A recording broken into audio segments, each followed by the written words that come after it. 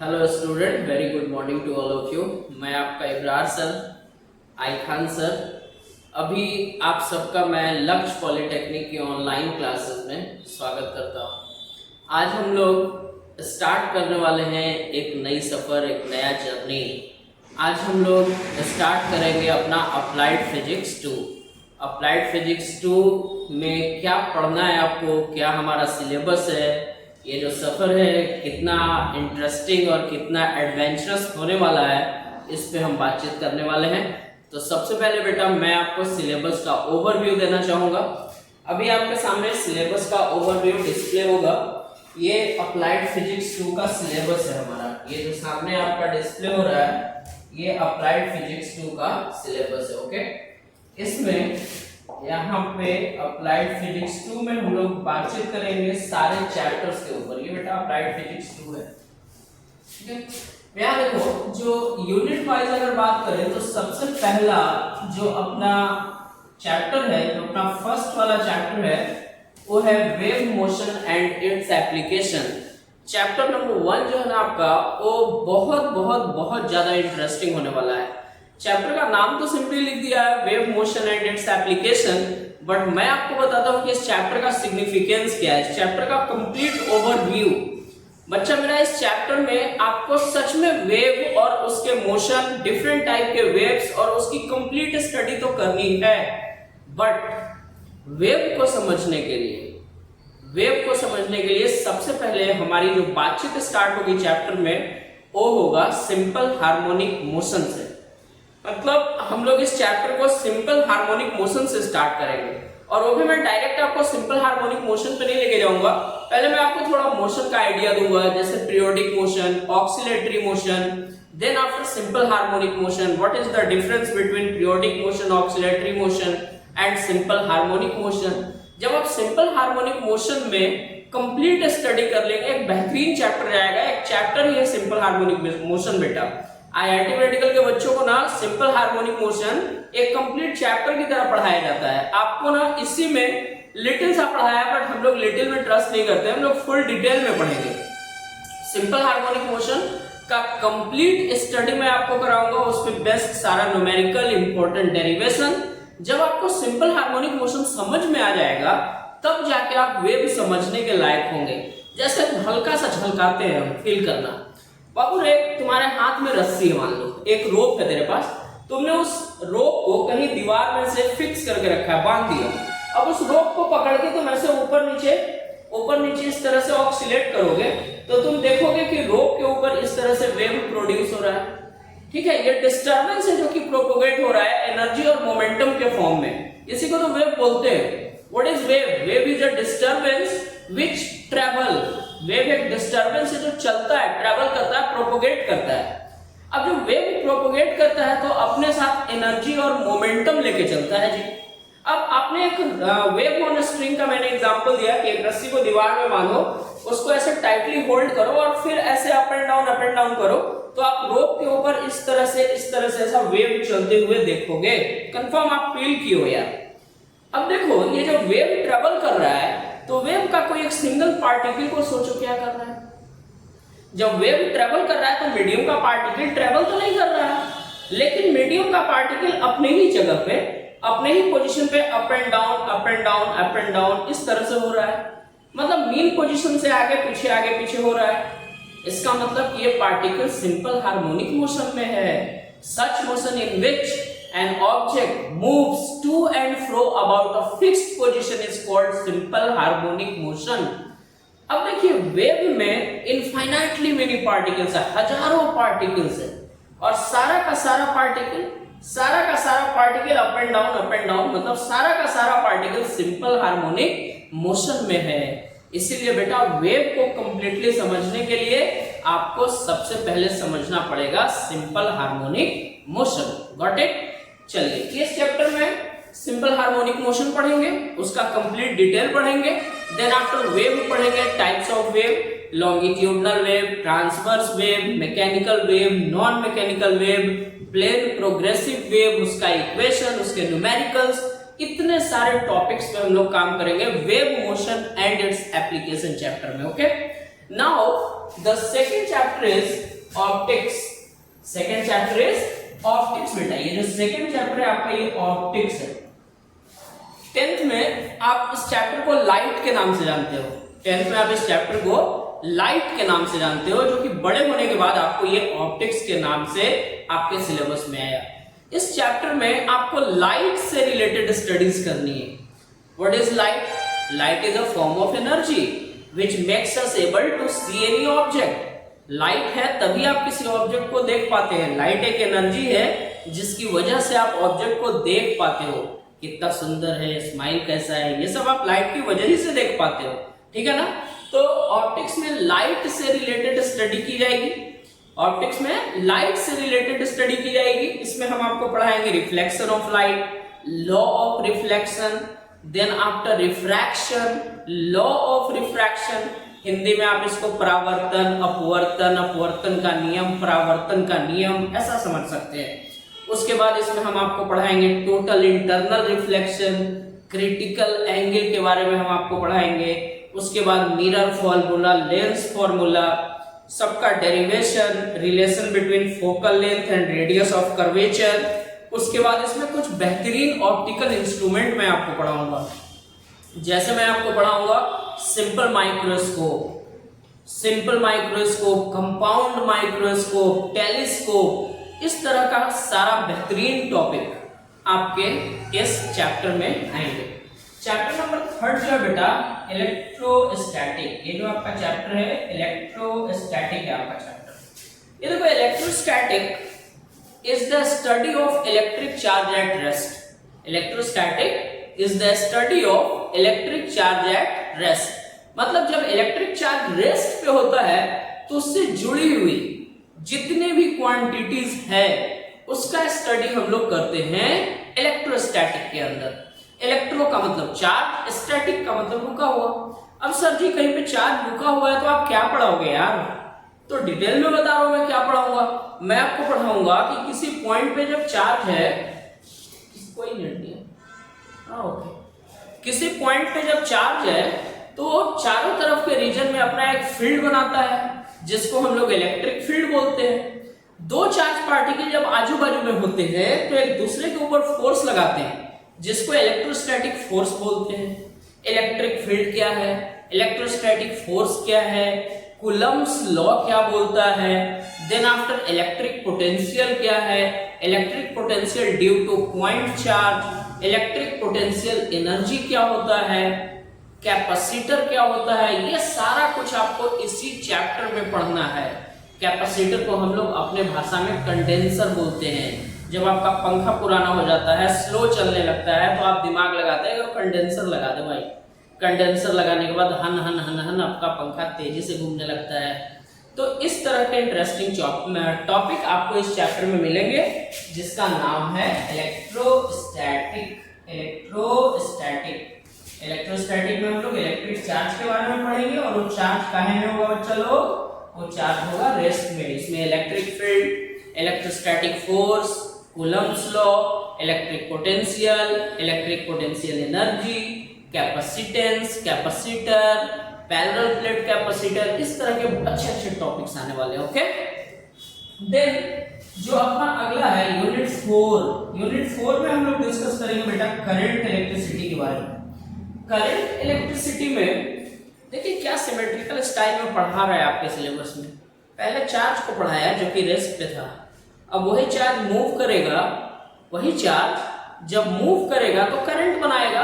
अब आपको moving charge की प्रॉपर्टी पढ़नी है भाई।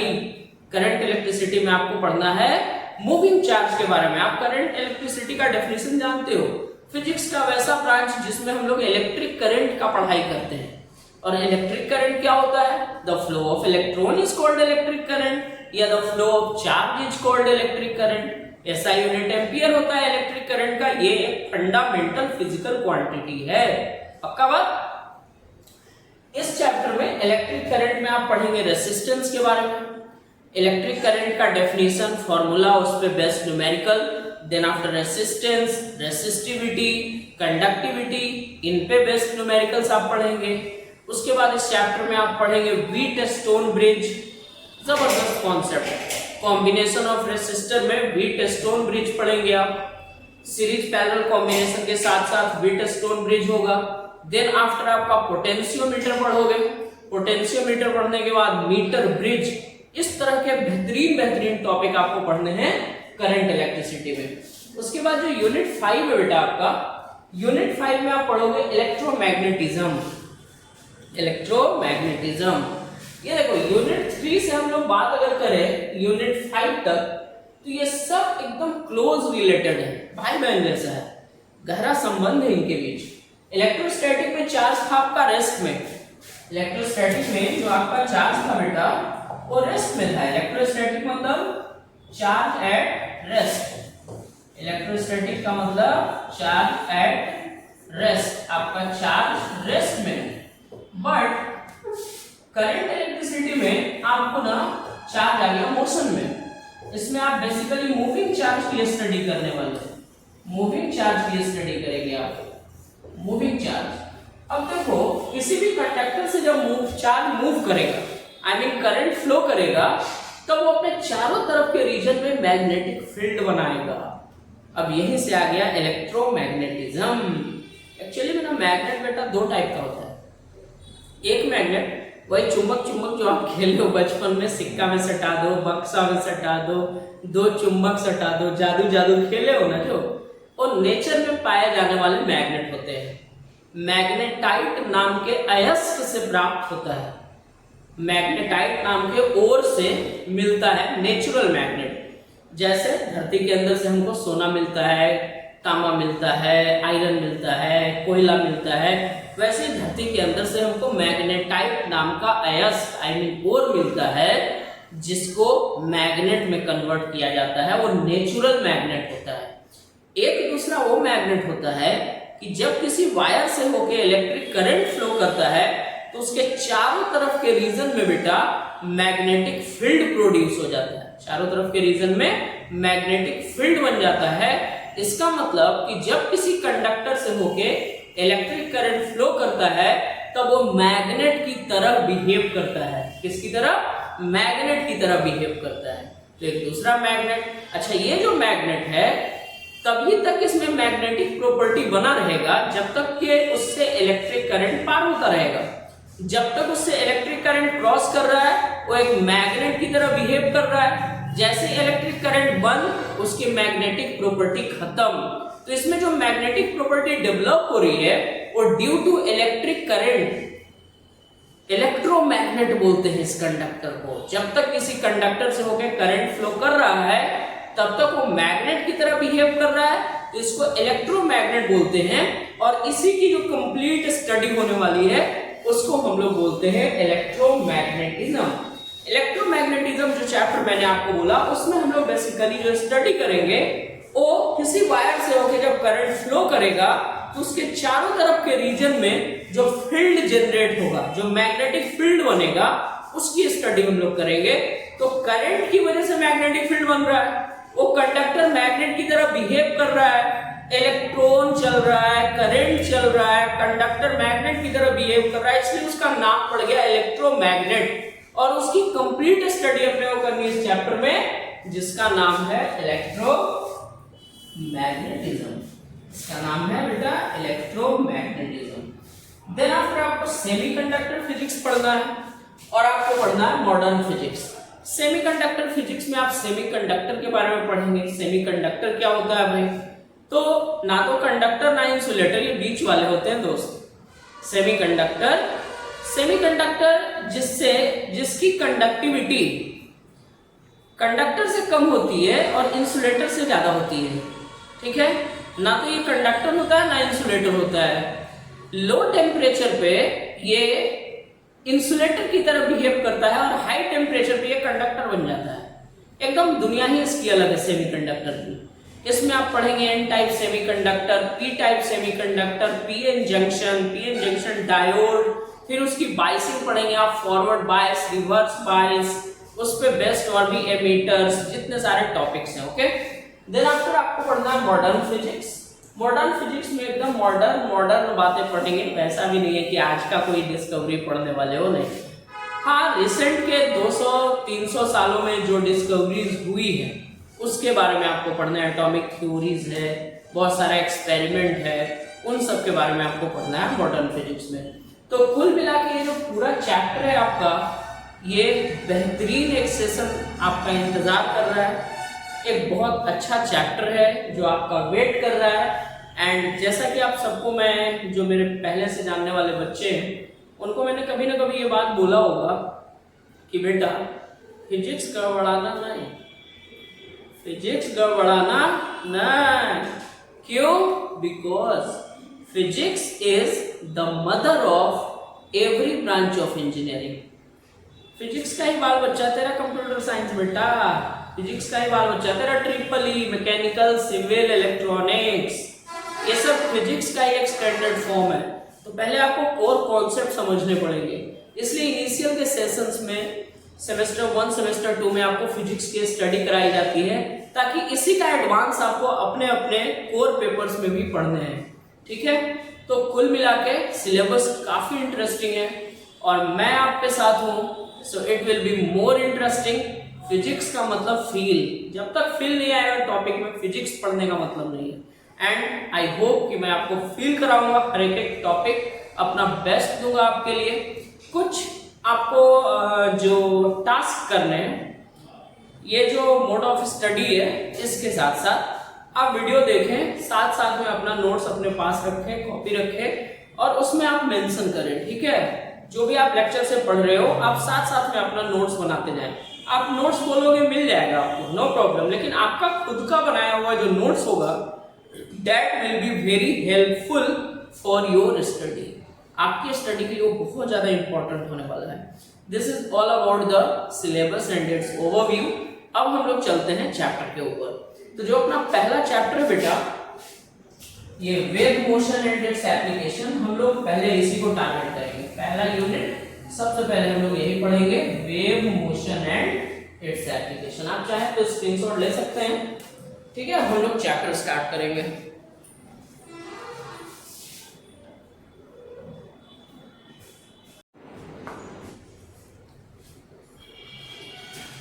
हाँ बेटा, जो अपना फर्स्ट यूनिट है, फर्स्ट चैप्टर है, उसका नाम है wave motion and its application. उसमें जो सबसे पहला टॉपिक मैं आपको पढ़ाने वाला हूँ वो है पीरियोडिक मोशन। क्या होता है ये पीरियोडिक मोशन, समझते हैं। कुछ मोशन जिसका मैं एग्जांपल दे रहा हूँ उसको एक्सप्लेन करके ही हम लोग डेफिनेशन को समझ लेंगे। मैं आपके लिए डेफिनेशन लिख भी दूंगा। जैसे आप revolution of earth around sun, जो अपनी धरती माता है वो सूरज भगवान के चारों तरफ गोल गोल गोल गोल घूमती है, तो आप इसके मोशन को समझिए। चंदा मामा अर्थ के चारों तरफ गोल गोल घूम रहे हैं, आप इनके मोशन को समझिए। ये दोनों ही एग्जाम्पल जो मैंने आपको दिया, ये पीरियोडिक मोशन का एग्जाम्पल है।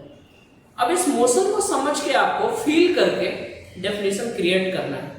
तो ये दोनों ही मोशन को जब गौर से देखा गया तो इन दोनों ही मोशन में ये पता चल रहा है कि ऑब्जेक्ट एक ही रास्ते पे बार बार चल रही है।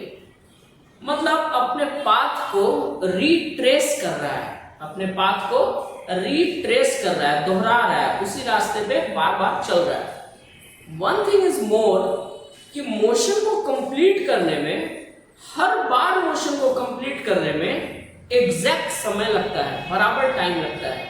आपको पता है revolution of earth around sun is in 365 days. 365 दिन में अर्थ सन का परिक्रमा पूरा कर लेती है। 365 दिन में अर्थ कंप्लीटली सन को एक रेवोल्यूशन कंप्लीट करता है सन का। ठीक है ना बेटा? तो ये दो बातें आप यहां पे नोटिस किए। किसी भी ऑब्जेक्ट का वैसा मोशन जिसमें ऑब्जेक्ट अपने पाथ को रिट्रेस करता है और रिट्रेस करने में जो उसको टाइम लगता है, हर बार बराबर समय लगता है, मतलब इक्वल टाइम इंटरवल में अपने पाथ को रिट्रेस करता है, इसी मोशन को हम लोग बोलते हैं पीरियोडिक मोशन। मतलब such motion of an object in which the object retraces its path in a regular interval of time. किसी भी ऑब्जेक्ट का वैसा मोशन जिसमें ऑब्जेक्ट एक निश्चित समय अंतराल के बाद अपने रास्ते को, अपने पाथ को रिपीट करता है, उस मोशन को हम लोग बोलते हैं पीरियोडिक मोशन। दो बहुत बेहतरीन एग्जांपल हैं आपके पास, revolution of earth around sun, revolution of moon around earth. अच्छा, मून का जो रेवोल्यूशन है अर्थ के चारों तरफ, ये हर 27 डेज के लिए होता है। 27 डेज में मून अर्थ को एक बार कंप्लीट घूम जाता है, तो 27 डेज रास्ता वही, पाथ को रिपीट कर रहा है, motion periodic. Means periodic motion को अगर आप डिफाइन करना चाहें तो आप बोल सकते हैं such motion of an object, such motion of an object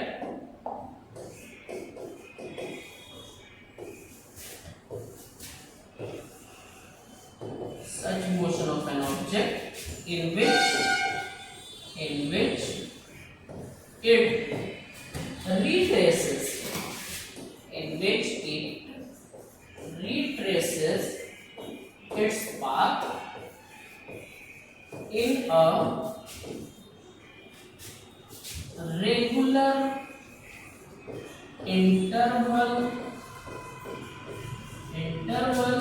of time, in a regular interval of time, called as periodic motion, called as periodic motion। Okay, ठीक है बेटा। इसका एग्जाम्पल, बेहतरीन एग्जाम्पल ले लें हम पीरियोडिक मोशन का, जैसे revolution of earth around sun, revolution of earth around sun. और भी एक एग्जाम्पल माइंड में रखो, revolution of moon around earth, revolution of moon around earth. Okay, screenshot ले लीजिए आप, या आप राइट कर रहे हैं तो राइट कीजिए। चलते हैं अगले टॉपिक की तरफ।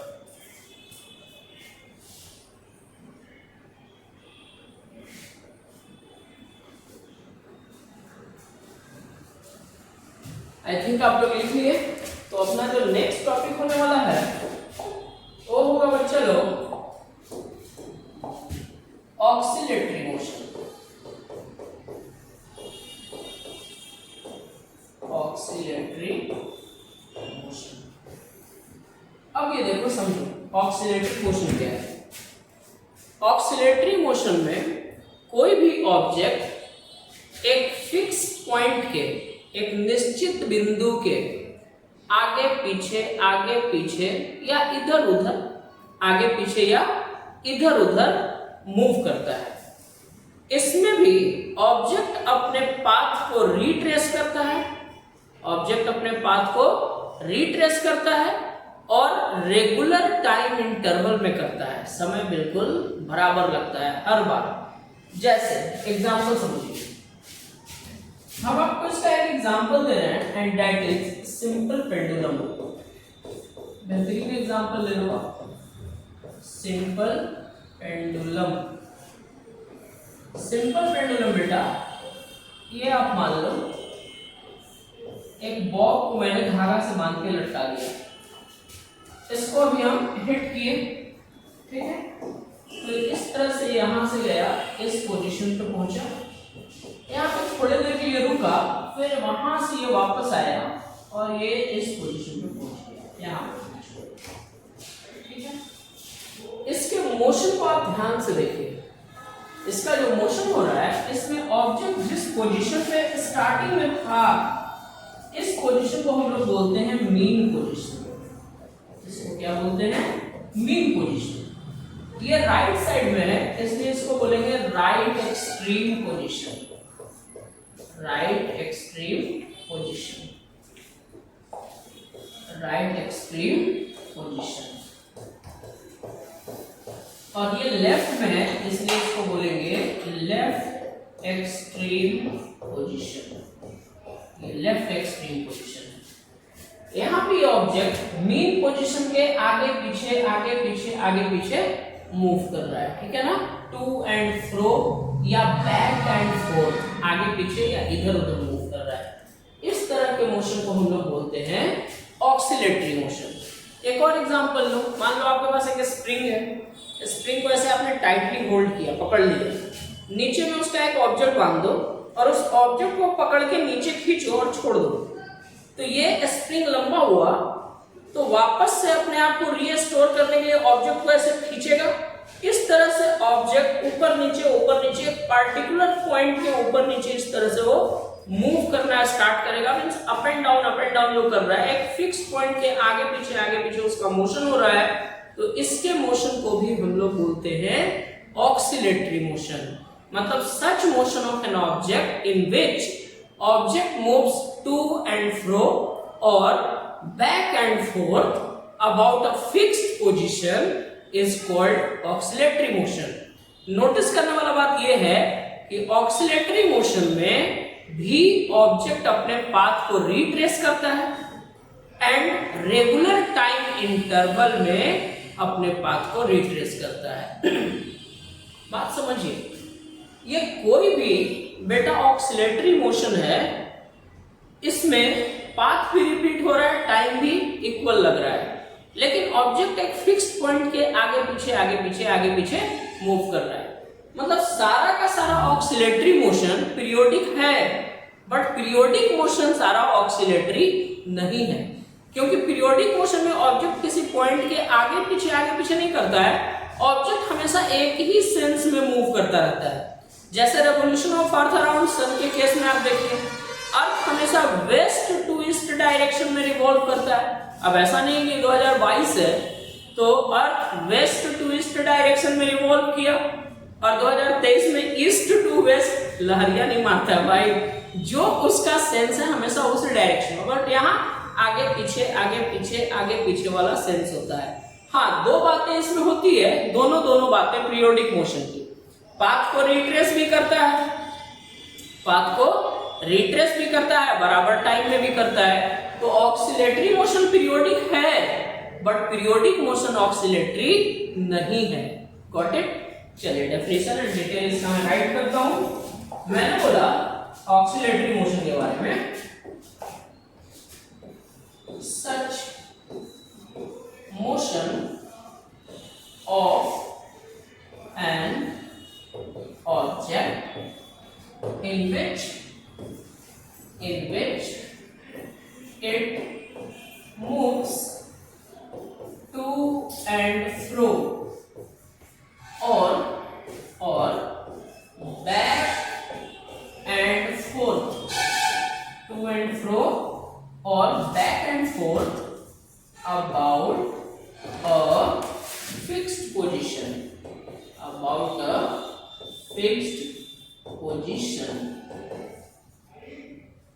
in regular interval of time, called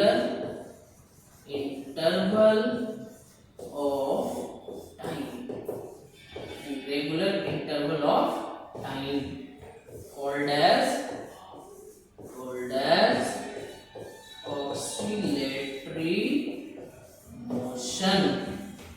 okay बेटा, called as oscillatory motion. Okay, अच्छा, इसका एग्जांपल तो आपके सामने बोर्ड पे डिस्प्ले हो रहा है। एक एग्जांपल इसका आप माइंड में रखेंगे, सिंपल पेंडुलम। दूसरा एक एग्जांपल माइंड में रखो, स्प्रिंग ब्लॉक सिस्टम।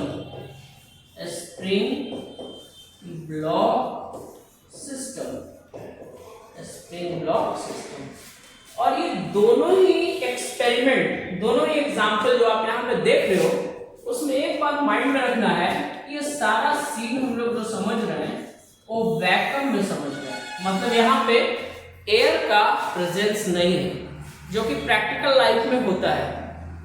थोड़ा समझो आप डिटेल में, थोड़ा फील करो।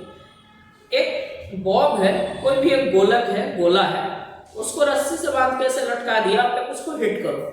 जब आप हिट करोगे तो शुरू में तो ये लंबा स्विंग कर रहा है, बट थोड़े समय के बाद आप देखोगे कि धीमे धीमे करके उसका एम्पलीट्यूड कम होने लगा, दूरी जो तय कर रहा था वो कम होने लगा, कुछ समय के बाद धीमे धीमे धीमे धीमे करके वो स्टॉप हो गया। हुआ ना, हुआ ना। इसलिए हुआ कि यहाँ पे एयर का फ्रिक्शन मिल रहा है उसको, एयर का फ्रिक्शन मिल रहा है। ये प्रैक्टिकल लाइफ में हो रहा है। इस फेनोमेनन को बोला जाता है डैम्प्ड ऑक्सीलेशन। मतलब ऑक्सीलेशन डैम्प कर रहा है, ऑक्सीलेशन में एनर्जी डिक्रीज कर रही है, डैम्प हो रहा है। ऑक्सीलेशन धीमे धीमे धीमे धीमे धीमे धीमे करके खत्म हो रहा है। बट हम लोग को पूरी तरह से आइडियल कंडीशन में स्टडी करनी है, और इसलिए मैंने यहाँ पे लिखा कि ये वैक्यूम में सीन हो रहा है, मतलब एयर रेसिस्टेंस नहीं है। तो ये जब तक सूरज चांद रहेगा, सिंपल पेंडुलम तेरा नाम रहेगा, और तू उतना ही दूरी तक डोलता रहेगा, चाहे स्प्रिंग ब्लॉक सिस्टम हो या सिंपल पेंडुलम। ओके, एक और बात मैंने अभी आपसे शेयर किया कि बेटा सारा ऑक्सीलेटरी मोशन पीरियोडिक है, बट सारा पीरियोडिक मोशन ऑक्सीलेटरी नहीं है। तो इसको भी नोट्स में शामिल करना जरूरी है।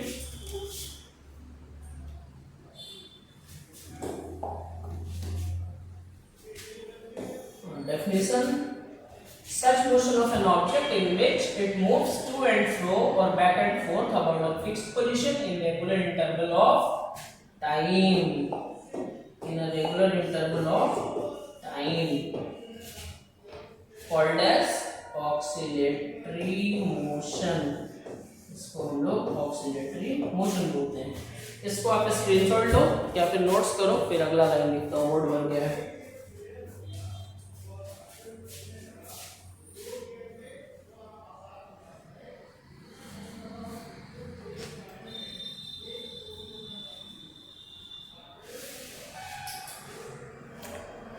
लिख लिया बच्चा लोग?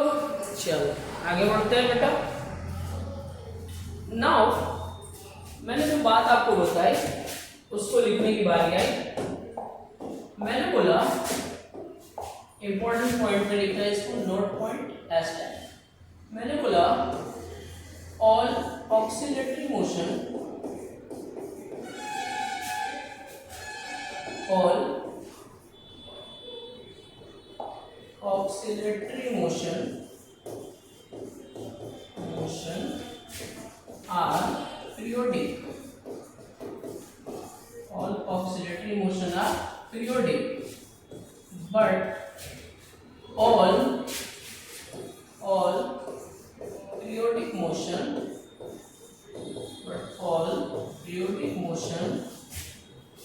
are not oscillatory.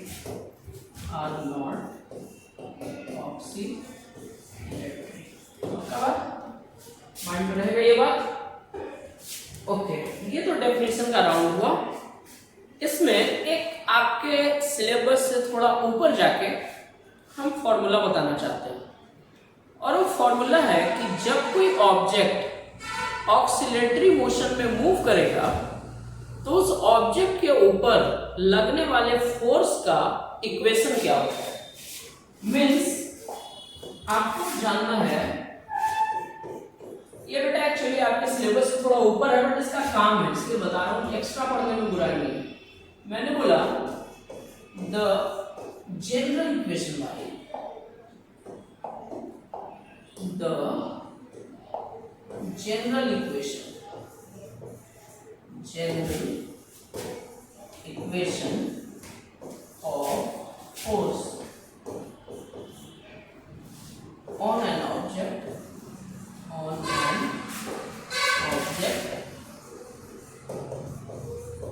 in oscillatory motion,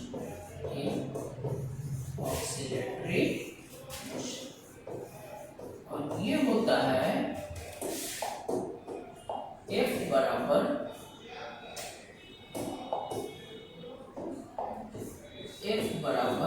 minus K X to the power N. F बराबर minus K X to the power N, जहां पे बेटा K है आपका फोर्स कांस्टेंट, या इसको आप स्प्रिंग कांस्टेंट भी बोल सकते हो। Spring constant. एक से बेटा displacement from mean position Okay, and now this n stand for 1, 3, 5, 7 and so on. Means ये n है आपका odd number, must be a odd number, ठीक है ना। इसको माइंड में आप रखेंगे। This is general equation of force on an object in oscillatory motion, जहां पे F stand for force, K stand for force constant या spring constant, X means displacement और N बोले तो 1, 3, 5, 7। ये कोई भी बॉडी जो ऑक्सिलेटरी मोशन में होगा उस पे लगने वाले फोर्स का फॉर्मूला है, लगने वाले फोर्स का इक्वेशन है F बराबर -kx⁻n। ठीक है, राइट कीजिए इसको।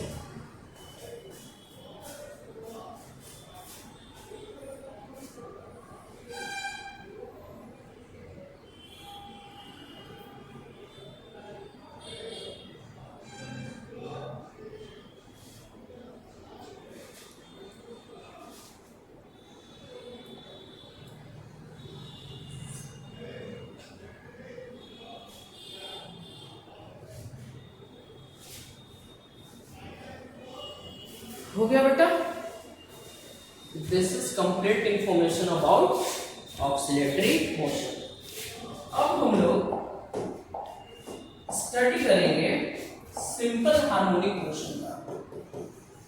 Simple harmonic motion, simple harmonic motion SHM, बड़ा फेमस है ये सिंपल हार्मोनिक मोशन। क्या है ये सिंपल हार्मोनिक मोशन, समझिए। सिंपल हार्मोनिक मोशन के बारे में बस एक लाइन बोलेंगे, बहुत कुछ तुमको पता चल जाएगा। Simple harmonic motion is the baby of oscillatory motion, little baby, cutest baby. Simple harmonic motion oscillatory motion का बच्चा है, बाबू है, सबसे सिंपलेस्ट फॉर्म है। पहला लाइन ही लिखना होगा बस, बाकी कुछ नहीं लिखना है अभी, बाकी तो मैं आपको फील कराऊंगा। मैंने बोला it is the simplest form of oscillatory motion. It is the simplest form of oscillatory motion, ये ऑक्सिलेटरी मोशन का सिंपलेस्ट फॉर्म। अच्छा, अभी ना तुम देखे थे क्या कि कोई भी पार्टिकल जो ऑक्सिलेटरी मोशन में था उसमें फोर्स का फॉर्मूला था F बराबर -kx⁻n। अगर हमको इस फॉर्मूले का सबसे सिंपलेस्ट फॉर्म लेना है तो हमको n का वैल्यू कितना लेना पड़ेगा, 1 लेना पड़ेगा। और जब हम n का वैल्यू 1 लेंगे तो फोर्स का इक्वेशन क्या हो जाएगा, F बराबर -kx, F बराबर -kx। मीन्स यहाँ पे ये जो इक्वेशन आप देख रहे हो बेटा, बहुत जबरदस्त इक्वेशन है। This is equation of force, equation of force on an object in simple harmonic motion. Simple harmonic motion में जब कोई ऑब्जेक्ट होगा तब उस पे लगने वाले फोर्स का इक्वेशन होगा F बराबर -kx। This is 110% correct, F बराबर -kx। नाउ दोनों एग्जाम्पल जो आपने कंसिडर किया है, एक एग्जाम्पल था आपका सिंपल पेंडुलम और दूसरा था स्प्रिंग ब्लॉक सिस्टम। ये दोनों मैंने ऑक्सिलेटरी मोशन के एग्जाम्पल में आपको लिखे, but both are also the example of simple harmonic motion. दोनों का दोनों सिंपल हार्मोनिक मोशन का भी एग्जाम्पल है, स्प्रिंग ब्लॉक सिस्टम भी और सिंपल पेंडुलम भी। अब बेटा स्प्रिंग ब्लॉक सिस्टम और सिंपल पेंडुलम जब सिंपल हार्मोनिक मोशन का एग्जाम्पल है तो उन पे लगने वाला जो फोर्स होगा उस फोर्स का इक्वेशन भी होगा F बराबर -kx, F बराबर -kx। ओके, वीडियो लॉन्ग हो जाएगा इसलिए आज के क्लास में इतना ही। मैंने सिर्फ आपको सिंपल हार्मोनिक मोशन में इंटरेस्ट जगा के छोड़ा है अगले वीडियो में मैं आपके इंटरेस्ट को बहुत अच्छे से कंप्लीट डिस्क्रिप्शन के साथ समझाऊंगा, फील कराऊंगा कि सिंपल हार्मोनिक मोशन क्या होता है। तो अगला वीडियो काफी इंपॉर्टेंट होने वाला है। जितना जल्दी आप लोग सब लोग इनरोल्ड होइए। लक्ष्य के ऑनलाइन क्लासेस में आपका स्वागत है। मैं आपका इब्रार सर। एंड बेटा one thing is more, all the faculty members are just away some. आप लोग बहुत लोग जानते हैं मेरे बारे में, हमारे टीम के बारे में। Everyone is well experienced and you all know the quality of education which I provide to you. तो सिर्फ आप आई खान सर का क्लास करके, सिर्फ आप अपना फिजिक्स बेटर करके आप अपना सेमेस्टर क्लियर नहीं कर सकते। इसलिए आपको चाहिए कि आप एक सही टीम का चुनाव करें और उस सही टीम पिछले 10 साल से पॉलिटेक्निक के बच्चों के लिए लक्ष्य के अलावा और कोई नहीं दे पाया है। सब में कुछ ना कुछ अनबैलेंस होता रहता है, बट यहाँ आपको एक कंप्लीट बेटर टीम मिल रहा है जो कि आपका परफॉर्मेंस बेस्ट ऑफ बेस्ट करने वाला है। हम पे ट्रस्ट है तो ऑफ कोर्स हमारे साथ आइए। Thank you for watching. मिलते हैं नेक्स्ट वीडियो में। Simple harmonic motion complete feel करेंगे हम लोग। Okay, thank you.